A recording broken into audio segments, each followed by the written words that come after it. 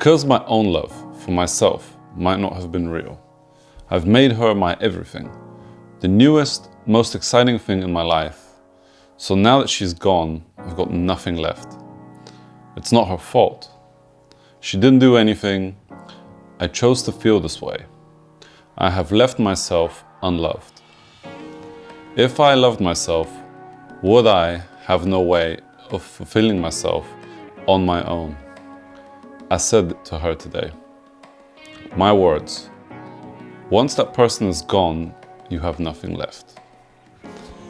Hi, my name is Martin and I'm reading from my diary because it's the new year and it's a good time to reflect.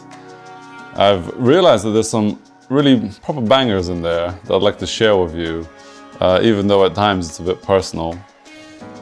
Some of the categories that I've gotten here are about relationships, life, work, self-care.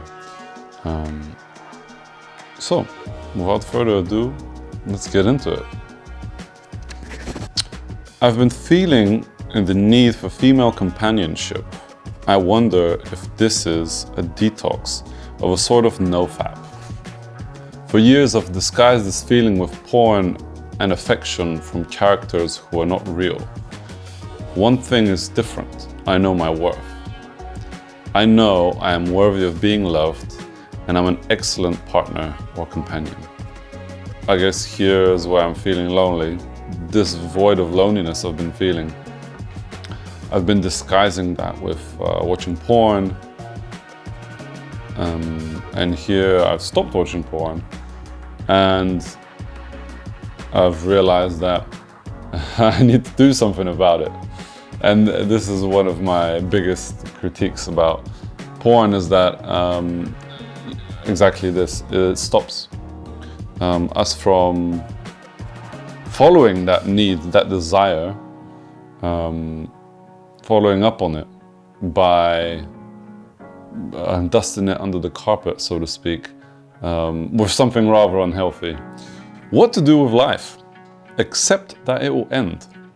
Therefore, enjoy the moment, be in the moment. I want to go in a certain direction. Do so daily. Take what steps you can, but do not let it become all-encompassing. Yeah, this would be my life for anyone who's feeling stuck, really, is that, a little bit more. Little regular steps will ensure you're moving forward.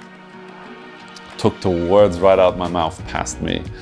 Yeah, if you're feeling stuck, try and find the step that you can do. There is something. It might be small, but it doesn't matter because you're going to pick up momentum as you take these little steps, and over time they're going to become bigger steps. It's quite obvious, really. Like if you were to run, you wouldn't start running a marathon. First you do maybe a 1K run, 2K, etc., etc. And this is what this diary entry here is telling me to do. What bothers me is that I am not directing my life towards anything. No goal. Before completing uni and getting a job were my goals. And now I have those. I need something to focus on. Do I need it? Well, what do you want to experience? Not having to work for money. I'd like to experience working for pleasure, being at peace, traveling with my brother. I'd like to experience not drinking or only drinking a maximum of 2 to 3 beers a week. I'd like to continue experiencing creativity from taking portraits. I'd like to experience a healthier interaction with my phone, having a driving license, driving around the world. I'd like to experience being balanced. Yeah, and this is about that grand old question, what do we do with our lives? And I guess a good place to start would be, what do you want to experience? Something that's cool is that I wrote, I'd like to experience not drinking or only drinking a little bit. And last year ago, on my birthday in March, I started a 1-year no drinking challenge. And yeah, it's been almost a year now, 10 months, something like this. So it's cool to, yeah, see that I've done it. And another thing is healthy interaction with my phone. I actually created a video about like my best strategies for developing a healthier relationship with our phones, because they're very distracting, you know. They're really useful, but sometimes they end up a bit whole-like, where we spend way more time than we would have liked to have spent using them. Keep your cool. I made the decision to not be on my phone during the train ride back. Instead, I choose to be present and enjoy the pleasantness of being alive, and I feel better for it. These moments of space, that's what the other half of life is about. It's the moment where I accept the moment and let it be. I recently wrote an article about, it was a video about, how we're always thinking, and the reason I think we're always thinking is because we're always doing new things and we're always keeping busy. And as I'm writing in here, I feel that's a hindrance in a way of enjoying the other half of life, which is to just be. 2 months left. I'm scared of the idea of being jobless. Why? I've got savings, I've got skills, I've got discipline. It's not like I love my job now anyway. It can only get better by doing something new. I don't want to work 5 days out of 7. 4 is better. So I can interact more with the community. But do I have the energy for more friendships? Maybe capacity is a better word. Maybe going out drinking isn't, but creating something with a group of people is. I wish my new colleagues to be younger. I wish my day was more creative. I trust the universe will bring me to the right way. This is about my contract ending. I had a freelance contract and it was about to end. And I'm a little bit anxious here about what the future is going to bring. It's a really interesting question because as children, we're actually not shown any other life without the one where you're working full time, or without the one where you're earning money. And here, the income is not guaranteed, so therefore I'm feeling anxious about it. I wrote an article about a book which is really good. It's called The Pathless Path, and it's about reimagining a new life around work. One of the things that the author, Paul Millard, tackles is this idea that we need to always be earning money. And actually what I'm doing right now is I'm living off my savings, and I haven't had like a job or like a significant income for almost a year now, actually, 11 months. I guess I've overcome that fear that I had before, where I was anxious about living in a world where I'm not having income. My mom actually talks about this in a very good way. She says, when she needed work, there was a time when after she had my brother, so she wasn't working. And when she started working and needed work, she got so much work that she had very little time to rest. And so the idea is to know in your capacity to provide value, and to know that there's people out there or situations out there which are needing your expertise. If you remember the intro journal, that was about me meeting a girl who I fell in love with. And the problem with that was that because there was, let me just read, this is the day after. What a great person I am. Within a few hours, nay, a couple, I went from the low of letting go to the highest high of realizing what I needed to do. I realized if I'm too dependent on her, if she is the only source of excitement in my life, then I am not loving myself enough. I'm not loving my own life enough. I'm not waking up out of bed with thirst for the day ahead. Well, this has changed. I have a good now. I have a goal now. It's a secret goal, just for me. I am no longer floating by without course or direction. Infinite intelligence guide my path. I will share the secret of the goal with you. It was realizing at that moment that I wanted to travel and explore, and that was the moment where I set my sights on buying a van and traveling around Europe with it. And this is a very good point about relationships, really. I remember in many of my past relationships where this had happened, where I had a new girlfriend or love interest, and it was so exciting being with her that it took over my life. And here I'm reflecting that if that's happening, then there's probably not much in my life that I enjoy in the first place. So, yeah, there's a really good analogy about relationships. You know, you might hear this floating around saying, "Oh, he completes me, she completes me," and this is thinking which views people as C shapes.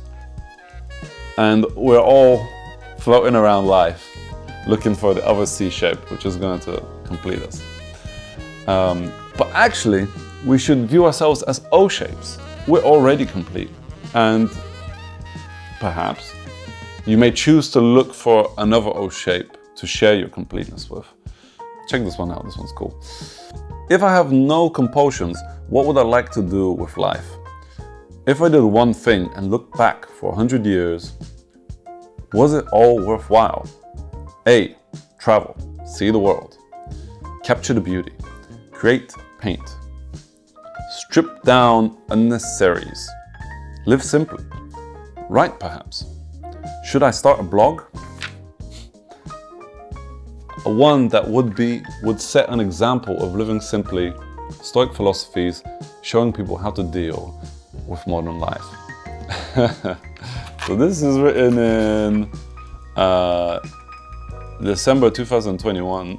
At time of watching the video, it's January 2024.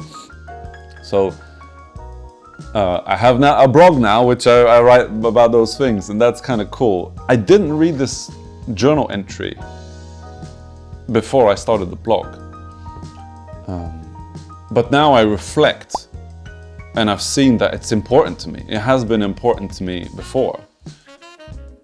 So during times of struggle in the process of the blog and my own business, you know,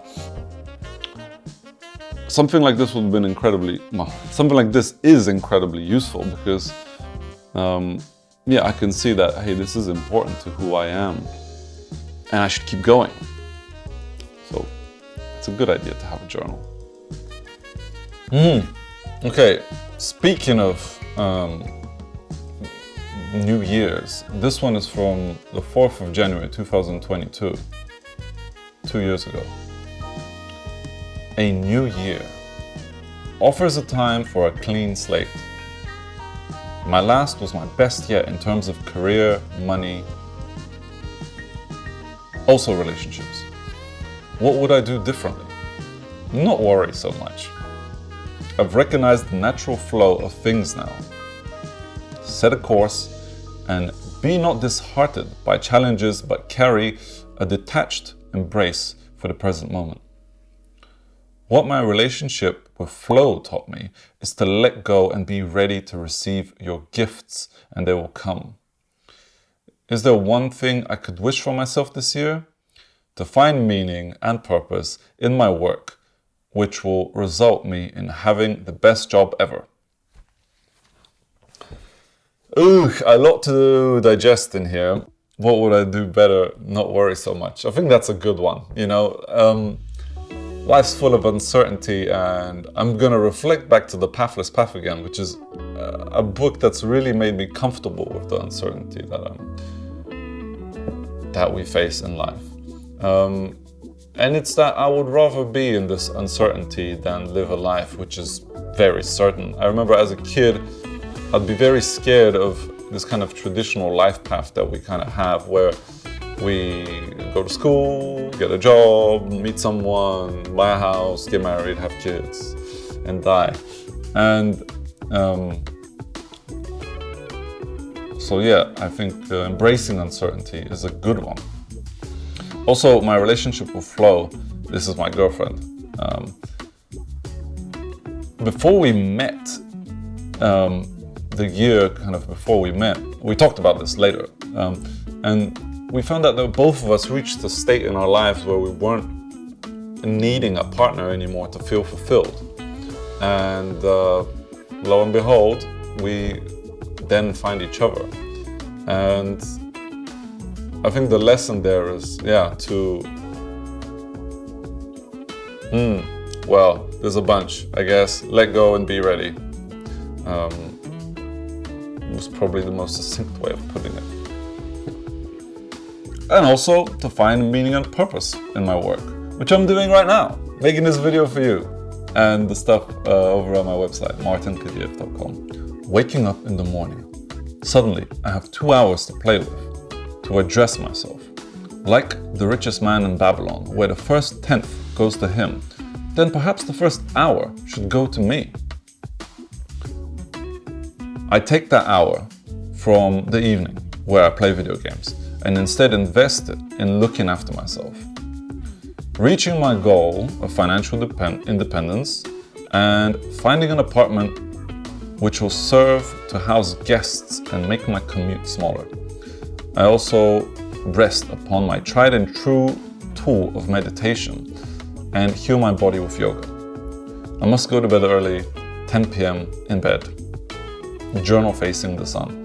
I don't know if you've read The Richest Man in Babylon, but the key concept in it is that when you get paid, when you see that money reach your account, the first 10% of that income you need to put in a savings account.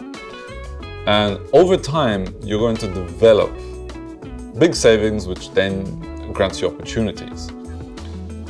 In the same light, I am saying that perhaps the first hour of our days should be for us rather than for the world. Something I discourage is people to go on their phones first thing in the morning.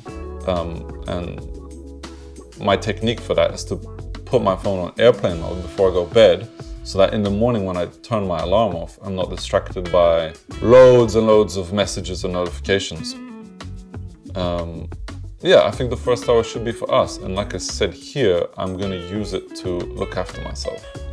If you're not feeling great, ask yourself, are you doing the bare necessities to feel great? There are certain requirements which you as a person need to feel good. So make sure you address those.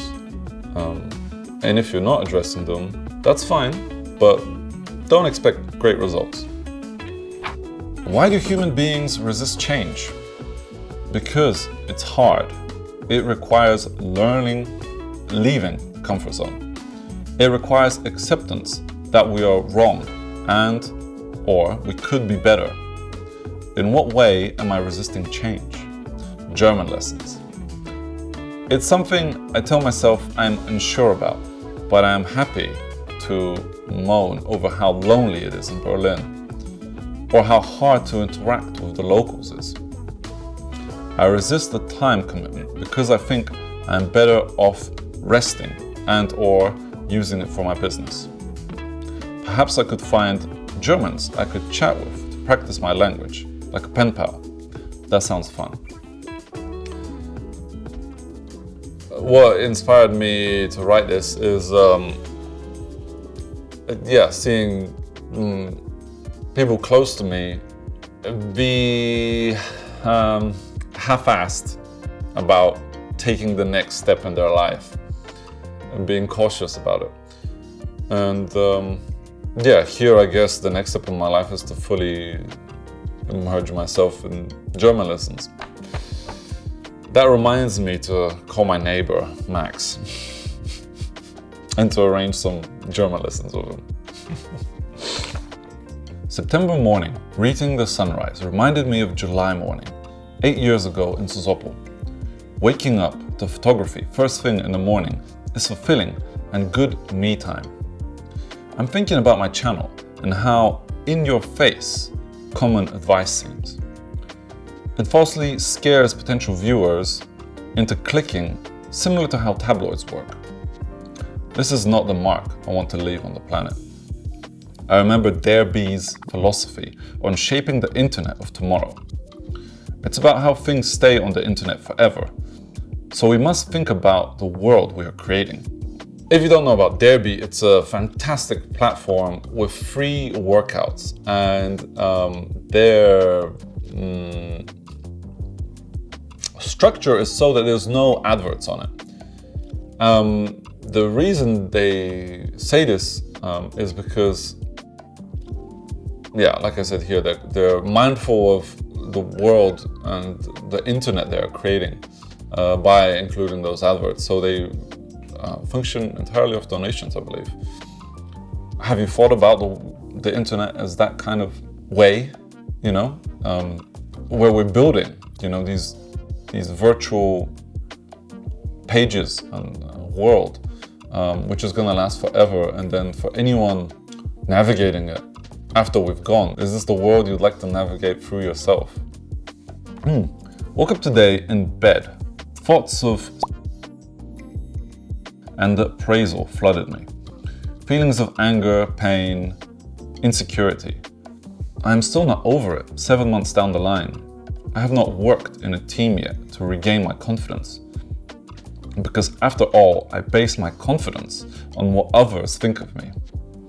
I hope the accountability group will replace that. I will call it your team. I cannot let two people's opinions define me. I need to move on to a definition of myself based on reality, on my achievements. Yeah, who do you base your opinion about yourself on? Is this opinion created by yourself and all the things you've gone through, all the challenges you've overcome, all the places you've lived, all the insecurity that you've overcome? Or do you base your opinion of yourself about what other people think of you? We are social creatures, so this is not something that we can ignore, nor should we. We should listen out to what other people are saying, but ultimately when we're making life decisions, we have to trust our own inner voice. And there is no one in the world who knows you better than yourself. So therefore, the opinion with most weight, the most valid opinion, is your own opinion about yourself. How you're going to build that up is another issue, but perhaps checking out some of the stuff I'm making will give you inspiration. I hope that you've seen so far how useful it is to have a journal. We have, you know, I've heard things like 50,000 thoughts a day, and many of them are repeating. Without writing them down, you lose the opportunity to look at them in the future and to reflect. Even in the act of writing down, you kind of see what's been on your mind. And it's a great activity of catching up on some of the busyness that we have during our lives. And the result of which is, after journaling, I feel like I have more space to enjoy the present moment, because I've caught up with all the thoughts that I need to reflect on. Thanks for watching this video. My name is Martin. I hope you stick around for the other stuff I'm making. Any feedback is highly appreciated, and I hope to see you soon.